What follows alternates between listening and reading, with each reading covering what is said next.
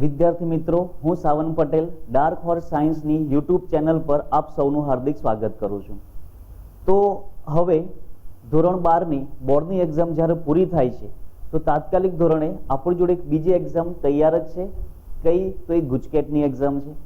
તો હવે આપણે ગુજકેટની એક્ઝામની પ્રિપરેશન માટે એક સિરીઝ ચાલુ કરવા જઈ રહ્યા છીએ કે જેની અંદર ગુજકેટના રિલેટેડ અથવા તો અત્યાર સુધીના ગુજકેટમાં પૂછાયેલા પ્રશ્નોને કઈ રીતે સોલ્વ કરવા, ગુજકેટમાં પેપરમાં પ્રશ્નો કઈ રીતે પૂછાય છે એના વિશે આપણને માહિતી ક્યારે મળશે? જ્યારે આપણે ગુજકેટમાં પૂછાયેલા પ્રશ્નોનું સોલ્યુશન કરીશું તો એના માટે હવે આપણે એક સિરીઝ ચાલુ કરીએ છીએ કે જેની અંદર દરેક ચેપ્ટરમાંથી પૂછાયેલા પ્રશ્નો અને એનું સોલ્યુશન કઈ રીતે કરવું. 120 ક્વેશ્ચન છે ટોટલ, એટલે કે ફિઝિક્સમાં 40, કેમિસ્ટ્રીમાં 40, મેથ્સમાં 40 અથવા તો જેમને બાયોલોજી છે એમને બાયોલોજીમાં 40 આવશે. તો 120 ક્વેશ્ચન 120 મિનિટમાં સોલ્વ કેમ ના થાય? તો યાદ રાખજો, જે પેપર કાઢે છે એમને પણ ખબર જ હોય છે કે 120 મિનિટમાં 120 ક્વેશ્ચન સોલ્વ કરવાના હોય છે. તો બધા જ કેમિસ્ટ્રી અને ફિઝિક્સની વાત કરીએ તો બધા જ ન્યુમેરિકલ્સ ના પૂછાય, બરાબર. પણ જો ન્યુમેરિકલ્સ પૂછાય તો બીજા જે ક્વેશ્ચન પૂછાય એ એવા ક્વેશ્ચન હોય કે વિધિન સેકન્ડ સોલ્વ થાય. વિધિન સેકન્ડ સોલ્વ કઈ રીતે થાય? તો એના માટે તમારે શું વાંચવું પડશે? તો મહેરબાની કરીને ટેક્સ્ટ બુક સિવાય બીજું કશું જ ના વાંચો. એ તો જ્યારે તમે હવે એમસીક્યુ આપણે સોલ્વ કરીશું ત્યારે ખબર પડશે કે ટેક્સ્ટ બુકનું ઇમ્પોર્ટન્સ કેટલું છે. તો બીજું કે ગુજકેટની એક્ઝામમાં માર્ક્સ લાવવા કેમ? તો ફરી એક વખત સમજજો કે જ્યારે તમે કોઈ પણ કોલેજમાં એડમિશન લેવા જઈએ છીએ આપણે, તો આપણું એક મેરિટ લિસ્ટ બનતું હોય છે. એ મેરિટ લિસ્ટની અંદર ગુજકેટના માર્ક્સ અને બોર્ડના માર્ક્સ, એટલે કે ગુજકેટમાં આવેલા પર્સન્ટેજ અને બોર્ડમાં આવેલા પર્સન્ટેજનું એક બંનેનું કમ્બાઈન થઈને એક મેરિટ લિસ્ટ બનતું હશે. સપોઝ તમારા બોર્ડની અંદર વધારે પર્સન્ટેજ આવી ગયેલા છે પરંતુ ગુજકેટમાં બહુ જ ઓછા માર્ક્સ આવેલા છે, તો ઓન એન એવરેજ બંનેના પર્સન્ટેજ ભેગા થઈને એક મેરિટ લિસ્ટ બને છે. ગયા વર્ષના નિયમ પ્રમાણે જોઈએ તો બોર્ડના 50, ગુજકેટના 50 અને હવે પહેલા એવો નિયમ હતો કે ગુજકેટના 40% અને બોર્ડના 60%. તો આ એક રેશિયો બને છે. હવે તમે એપ્રોક્સ વિચારો કે 50% બોર્ડના ગણાય છે અને 50% ગુજકેટના ગણાય છે. તો તમારા બંનેમાં સરખા પર્સન્ટેજ લાવશો તો એક ઓન એન એવરેજ બેસશે. નહીં તો શું થશે? તો કે બોર્ડમાં તમારા પર્સન્ટેજ તો આવી ગયા, પરંતુ ગુજકેટમાં જો તમારા પર્સન્ટેજ હશે તો એ લેવલ તમારું ઓટોમેટિક 50-60 ની રેન્જમાં જતું રહેશે. તો કોઈક છોકરાને એવું થાય કે સર મેં પેપરો તૈયારી કમ્પ્લીટ કરી હતી પરંતુ મારા બોર્ડમાં ઓછા માર્ક્સ આવ્યા છે, તો હવે એનું સોલ્યુશન શું કરવું? તો તમારી જોડે હજુ એક રસ્તો છે કે તમે ગુજકેટમાં માર્ક્સ થોડા ખેંચી લો. જો ગુજકેટમાં માર્ક્સ ખેંચી લેશો તો એમનું જે એવરેજ ખરું એવરેજ થોડુંક ઉપર જશે. તો ખાસ હવે આપણા યુટ્યુબ ચેનલની અંદર દરેક સબ્જેક્ટ એટલે કે કેમિસ્ટ્રી, ફિઝિક્સની અંદર એક સિરીઝ ચાલુ કરીએ છીએ કે જેમાં તમને દરેક ચેપ્ટરના એમસીક્યુ અત્યાર સુધી જે પૂછાયેલા છે એ પૂછાયેલા એમસીક્યુ આપણે સોલ્વ કરીશું. પરંતુ હવે આની તૈયારી કઈ રીતે કરવી? એવું નહીં કે વિડીયો અમે મૂકીએ છીએ તો વિડીયોના ક્વેશ્ચન જ જોઈ લેવાના, એવું ના કરો. પ્રિપરેશન કરવી છે તો વ્યવસ્થિત પ્રિપરેશન કરો. સપોઝ આપણને ખ્યાલ છે કે કેમિસ્ટ્રીની હું વાત કરું તો કેમિસ્ટ્રીમાં 14 ચેપ્ટર છે, બરાબર છે. હવે 16 ચેપ્ટર છે, તો 16 ચેપ્ટરની અંદર આપણને કયા ચેપ્ટર કમ્પ્લીટ ફાવે છે એ ચેપ્ટર પહેલા પકડી લો. હવે એ ચેપ્ટરની તૈયારી કઈ રીતે કરવી? તો બોર્ડ માટે તમે વાંચેલા જ છે, હવે નવેસરથી બધું વાંચવાની કોઈ જરૂર નથી. પરંતુ તમારી સ્કૂલમાં, ક્લાસીસમાં તમને જે સાહેબે નોટ લખાયેલી છે એ નોટ એક વખત રિફર કરી લો, એક વખત ટેક્સ્ટ બુક રિફર કરી લો. ખાસ હું તો કહું છું ટેક્સ્ટ બુક રિફર કરો. આટલું રિફર કર્યા પછી તમે જેમાંથી એમસીક્યુ સોલ્વ કરેલા છે બોર્ડની એક્ઝામ માટે, એ બોર્ડની એક્ઝામ માટેના એમસીક્યુ સોલ્વ કરી લો. અને ત્યારબાદ હવે શું કરવાનું? હવે આ ચેપ્ટરમાંથી ક્વેશ્ચન ગુજકેટમાં કેવા પૂછાય છે તો પૂછાયેલા ક્વેશ્ચન લઈને અમે આવી રહ્યા છીએ. તો હવે જ્યારે અમે અહીંયા આગળ ક્વેશ્ચન રિપ્રેઝન્ટ કરતા હોય તો એ વખત તમે વિડીયો પોઝ કરી અને એનો આન્સર લઈ લો અને ત્યારબાદ જુઓ કે અમારો આન્સર ને તમારો આન્સર સાચો છે કે નહીં. તો એમાં કઈ જગ્યાએ ભૂલ પડે છે એ તમને ખ્યાલ આવશે, બરાબર છે. તો આજે પહેલા જ વિડીયોથી આપણે કેમિસ્ટ્રી ચાલુ કરીએ છીએ કે જેની અંદર આપણે ફર્સ્ટ ચેપ્ટર લઈશું ઘન અવસ્થા. તો ઘન અવસ્થા સ્ટાર્ટ કરીએ છીએ આપણે. તો વિડીયો ચાલુ કરતા પહેલા એટલે કે હવે જ્યારે તમે એમસીક્યુ સોલ્વ કરો છો તો એ વખતે પહેલા તમારી જોડે ચેપ્ટર 1 ઘન અવસ્થા ટેક્સ્ટ બુકમાંથી વંચાઈ ગયેલું હોવું જોઈએ, એનો બેઝિક બધા આઈડિયા હોવા જોઈએ, પછી જ આપણે અહીં આગળ સોલ્વ કરીશું. નહીં તો શું થશે, હવે આપણે બધું ડી ટુ ડી કઈ રીતે આવે છે એ અહીં આગળ સમજાઈ નહીં શકાય. બરાબર છે. તો આપણે ચાલુ કરીએ છીએ ઘન અવસ્થા.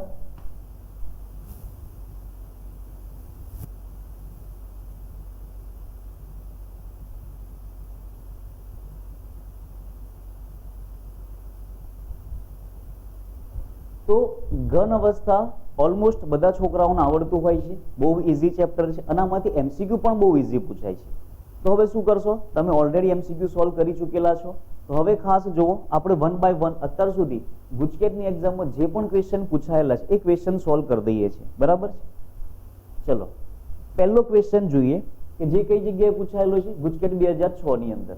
તો ગુજકેટ 2006 ની અંદર ક્વેશ્ચન એવું પૂછાયો છે કે આપણે આયોનિક ઘન સ્ફટિકનો ત્રિજ્યા ગુણોત્તર, કયો ગુણોત્તર છે, ત્રિજ્યા ગુણોત્તર, એ ત્રિજ્યા ગુણોત્તર જાણતા હોય તો એના ઉપરથી કઈ માહિતી મેળવી શકાય. ત્રિજ્યા ગુણોત્તર એટલે કે ધન આયનની ત્રિજ્યા એટલે કે r પ્લસ, ઋણ આયનની ત્રિજ્યા એટલે કે r માઇનસ, આના ગુણોત્તરથી કઈ માહિતી મળે. ક્વેશ્ચન સમજજો. સપોઝ ક્વેશ્ચન નથી ખબર પડી તો એના ઓપ્શન ઉપરથી પણ તમે આન્સર આપી શકો.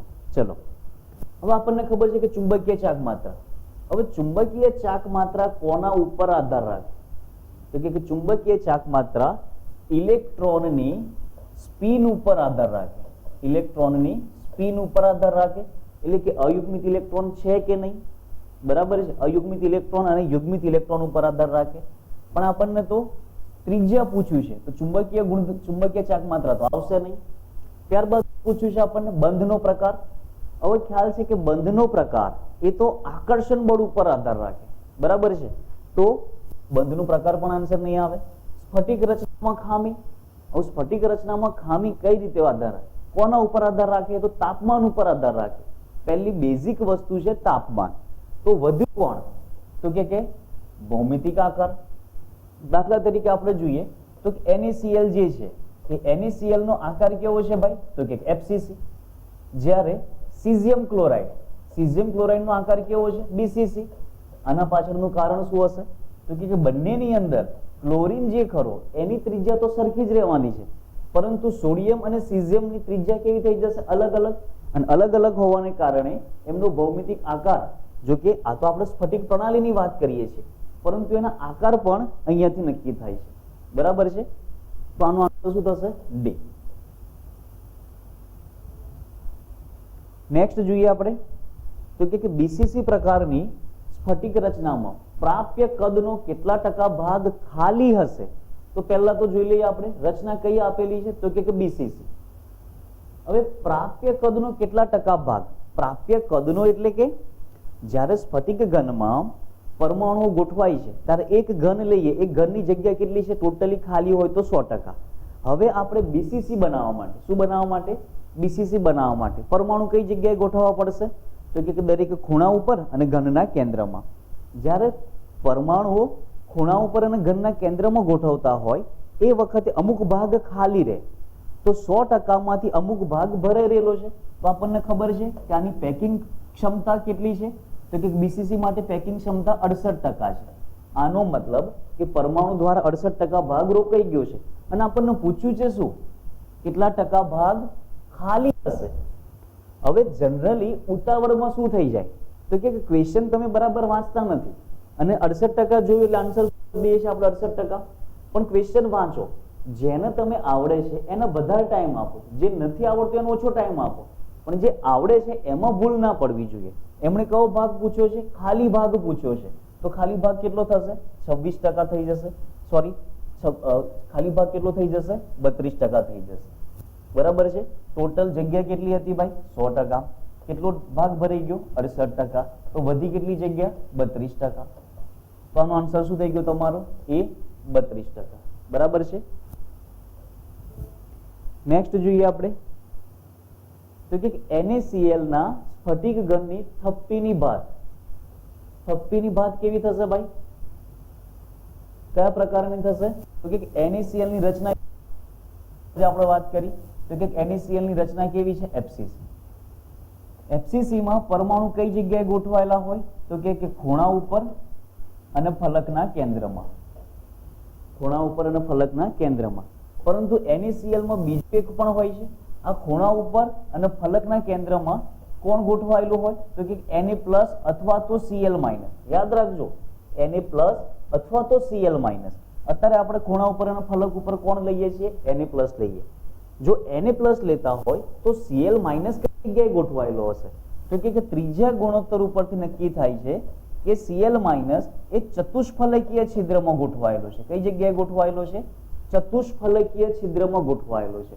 તો એક જગ્યાએ ખૂણા ઉપર, ફલક ઉપર અને એની વચ્ચે અહીંયા આગળ એક ચતુષ્ફલકીય છિદ્ર બનતું હોય છે. તો આ એક પ્રકાર થઈ ગયો. આ બીજી વાત થઈ ગઈ. પાછું ઉપર બીજા ચતુષ્ફલકીય છિદ્ર આવશે, પછી પાછા ખૂણા ઉપર બીજા કોઈ પરમાણુ આવશે. ધેટ મીન્સ Na અથવા તો Ca.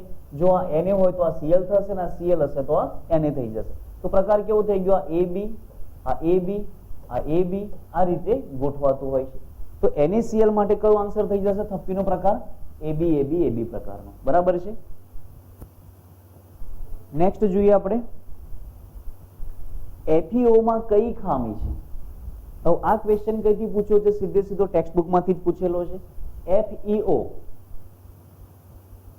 FeO નિયમ પ્રમાણે જ્યારે ઓક્સિજન 100% હોય, ઓક્સિજન 100% છે ત્યારે Fe નું પ્રમાણ 100% નથી.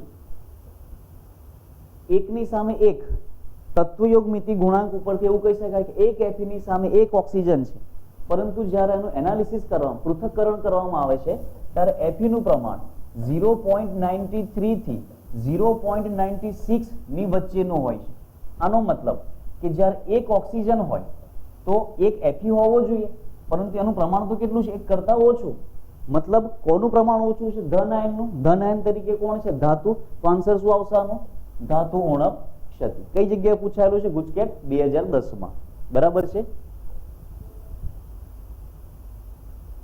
ઓકે, હવે આ ક્વેશ્ચન જો ટેક્સ્ટ બુકના બહારના કોઈ ક્વેશ્ચન જતા નથી. તો ખાસ સમજજો કે KCl ની રચના જે છે K+Cl- K+Cl- Cl- તો નીચે કોણ હશે? K+, Cl-, K+, Cl- આ રીતે હશે.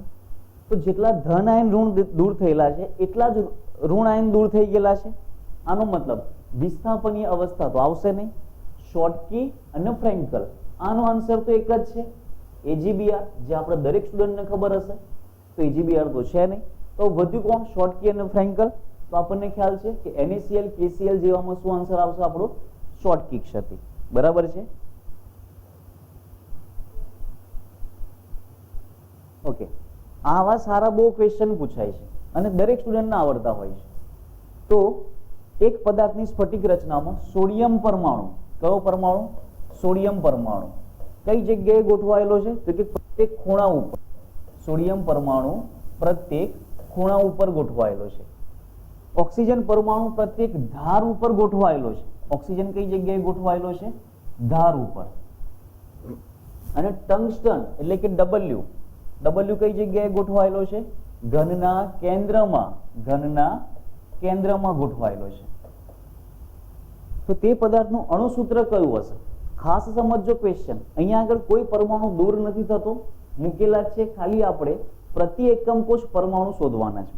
તો આપણને ખ્યાલ છે ખૂણા કેટલા છે ભાઈ? 8. એની પ્રતિ એકમ કોષ વહેંચણી કેટલી ભાગમાં આવશે? 1 માં આવશે. ધાર કેટલી છે? ટોટલ 12. પ્રતિ એકમ કોષ કેટલો ભાગ આવે આપણો? 1/4. અને કેન્દ્ર કેટલા છે? 1. એનો આન્સર પ્રતિ એકમ કોષ કેટલો જવાબ હોય ભાઈ? 1 જ. તો આનો આન્સર કેટલો થશે? 1. આનો આન્સર 3. આનો આન્સર 1. એટલે કે પ્રતિ એકમ કોષ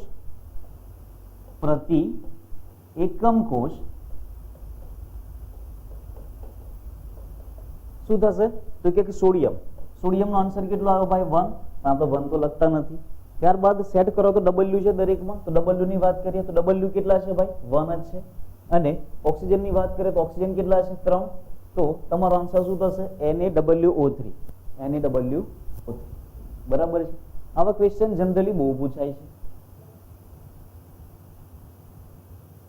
નેક્સ્ટ જોઈએ, ગુજકેટ 2012 માં પૂછાયો છે કે ષટકોણીય અતિ ક્લોઝ પેકિંગ. ષટકોણીય અતિ ક્લોઝ પેકિંગ નો મતલબ શું થશે ભાઈ? HCP. તો HCP ની વાત કરીએ તો કેટલા ટકા ભાગ ખાલી હોય છે? જુઓ ફરી કયો ક્વેશ્ચન પૂછ્યો છે? ખાલી. હવે આપણે ટેક્સ્ટબુક ની અંદર આપેલું છે કે HCP, FCC અને CCP. આમ આ બંનેની રચના અલગ છે અને આની રચના અલગ છે નિયમ પ્રમાણે, પરંતુ બધું એક સરખું આપણે ગણીએ તો આની અંદર પરમાણુ દ્વારા કેટલો ભાગ રોકાય છે? તો કે પરમાણુ દ્વારા 74% ભાગ રોકાય છે. કેટલો ટકા ભાગ રોકાય છે? 74%. તો ખાલી રહેતો ભાગ કેટલો? તો કે હોય ટોટલ 100%. 74% ભાગ ભરાઈ ગયો તો વધ્યો કેટલો ટકા ભાગ? 26% ભાગ. તો ક્વેશ્ચન સમજજો, પરમાણુ દ્વારા કેટલો ભાગ રોકાય છે? જો ટકામાં હોય તો આન્સર શું આવશે? 74. કેટલા ટકા ભાગ ખાલી છે તો આન્સર શું આવશે? 26%. તો આનો આન્સર શું થઈ ગયો ભાઈ? 26%. બરાબર છે. નેક્સ્ટ જોઈએ આપણે ક્વાર્ટઝ. ક્વાર્ટઝ એ કયા પ્રકારનું? તો આ પણ તમે જુઓ ભાઈ, ટેબલ જે આપણે આપેલા છે પહેલા ચેપ્ટરમાં 3 ટેબલ, પહેલું ટેબલ, બીજું ટેબલ અને ત્રીજું ટેબલ. આ 3 ટેબલ ખાસ કરજો, આમાંથી મિનિમમ એક ક્વેશ્ચન તો કે ક્વાર્ટઝ. ક્વાર્ટઝ એટલે શું થશે ભાઈ? તો કે SiO2. SiO2 ની અંદર બંધ કઈ રીતે હોય?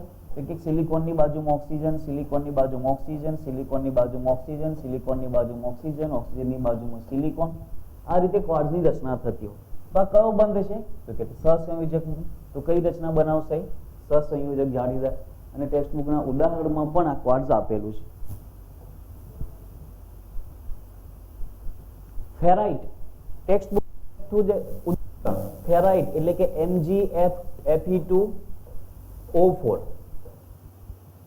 હવે આની અંદર કયા પ્રકારનો ચુંબકીય ગુણધર્મ છે? તો યાદ રાખજો ભાઈ, આ ખરેખર હોટ ફેવરિટ ટોપિક ગણાય છે ગુજકેટ માટે. ચુંબકીય ગુણધર્મ જે આપણી ટેક્સ્ટબુકમાં આપેલા છે એમાંથી જ બેઠા ઉદાહરણ પૂછાય છે. તો જોશો તમે તો આનો આન્સર થઈ જશે ફેરીમેગ્નેટિક. બરાબર છે. નેક્સ્ટ જોઈએ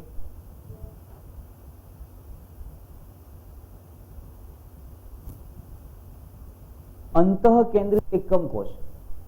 અંતઃકેન્દ્રિત એકમ કોષ એટલે કયો કોષ થશે ભાઈ? BCC. પેકિંગ ક્ષમતા કેટલી છે? પેકિંગ ફ્રેક્શન અથવા તો સંકુલન ક્ષમતા જેને કહેવાય. તો સંકુલન ક્ષમતા માટેનું સૂત્ર આપણને ખબર છે કે પ્રતિ એકમ કોષ પરમાણુની સંખ્યા ગુણ્યા એક પરમાણુ દ્વારા રોકાયેલું કદ. એક પરમાણુ દ્વારા રોકાયેલું કદ ભાગ્યા ઘનનું કદ ગુણ્યા 100. બરાબર છે. તો BCC ની અંદર પ્રતિ એકમ કોષ પરમાણુ કેટલા હોય ભાઈ? તો કે 2. પ્રતિ એકમ કોષ કેમનું આવે છે એ બધું અત્યારે નથી સમજાવતા, દરેકને ખબર હશે. તો કે 4/3 πr³ પરમાણુ આપણે કેવો લઈએ છીએ ભાઈ? ગોળાકાર વિચારેલો છે. ભાગ્યા ઘનનું કદ તો કે a³. હવે BCC માટે શું થશે ભાઈ? તો કે BCC માટે શું સૂત્ર છે? A = 4r/√3. આનો ઘન મૂકી દઈએ આપણે તો 4/√3 r સોરી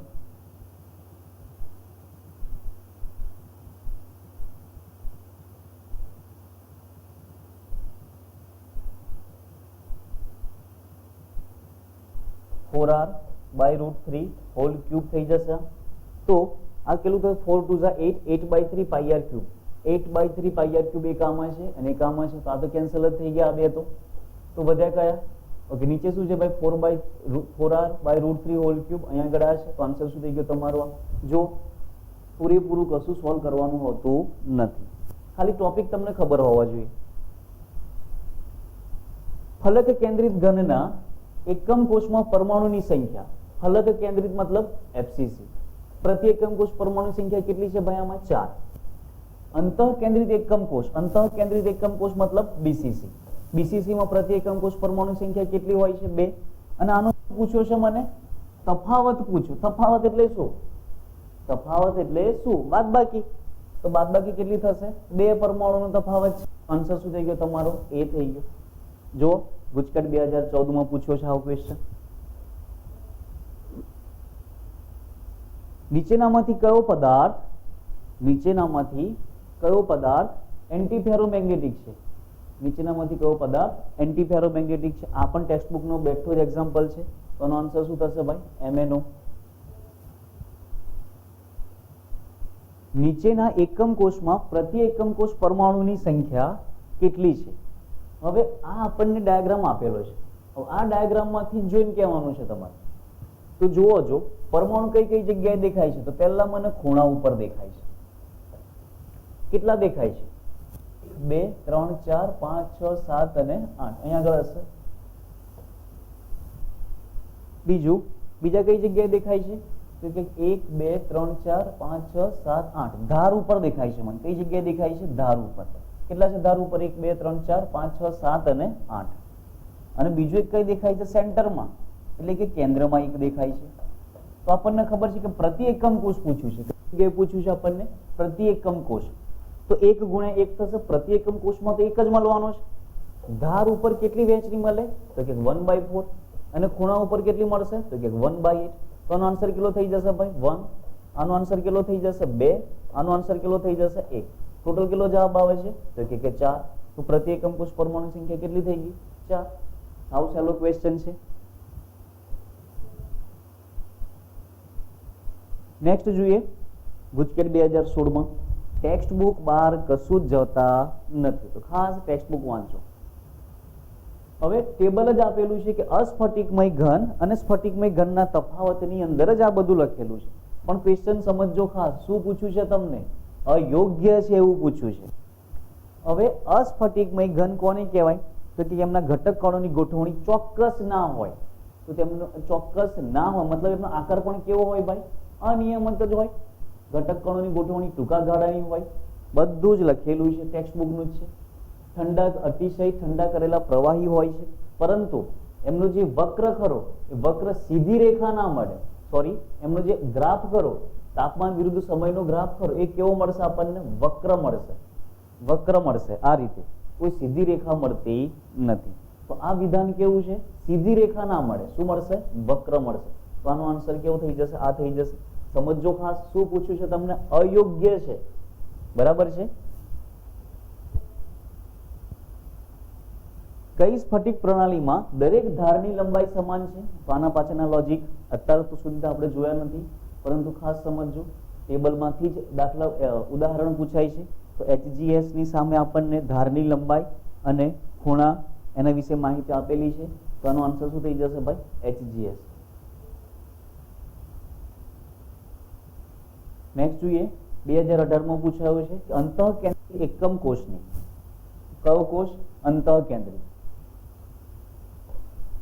અંતઃકેન્દ્રિત મતલબ BCC. ધારની લંબાઈ આપી છે કેટલી? 400 પિકોમીટર. તો ધારની લંબાઈ એટલે કે એ કેટલું આપ્યું છે આપણને? 400 પિકોમીટર.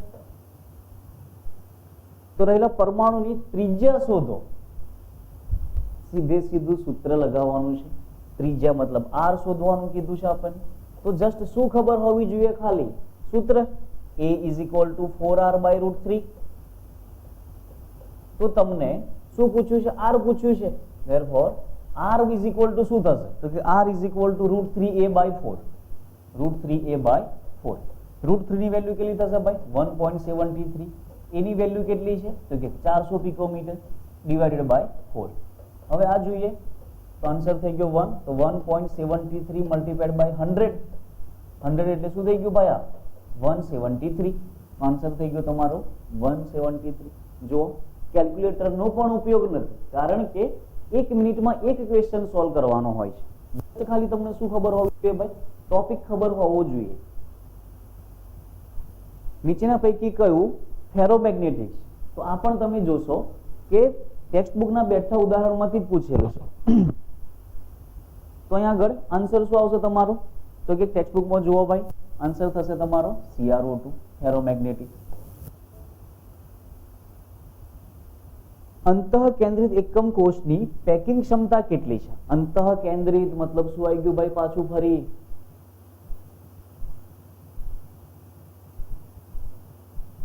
અંતઃકેન્દ્રિત એટલે શું આવે છે ભાઈ? તો કે BCC. અંતઃકેન્દ્રિત મતલબ BCC. અને BCC દ્વારા કેટલો ભાગ રોકાયેલો હોય? તો કે BCC દ્વારા 68% ભાગ રોકાયેલો હોય. બરાબર છે. નેક્સ્ટ જોઈએ, નીચેના સંયોજનોમાંથી કયા એકમમાં શોર્ટકી અને ફ્રેન્કલ, કોઈ એવું મટીરિયલ નહીં હોય કે જેની અંદર આ ક્વેશ્ચન નહીં હોય. બરાબર, દરેક સાહેબે અંડરલાઈન પણ કરાયેલી છે. તો આવા ક્વેશ્ચન કેમ ના જવા દેવાય? તો આન્સર શું થઈ જશે ભાઈ આનો? AGBR. એક જ ઉદાહરણ આપેલું છે આપણે ટેક્સ્ટ બુક ની અંદર, તો આ જ પૂછાય છે જનરલી.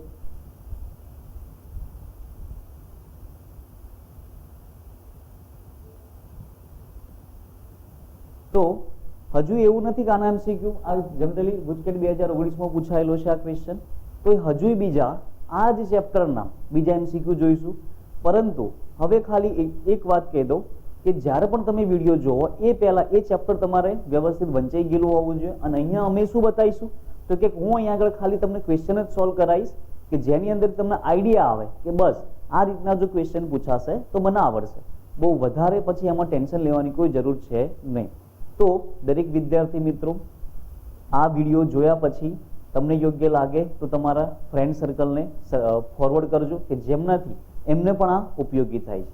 Thank you.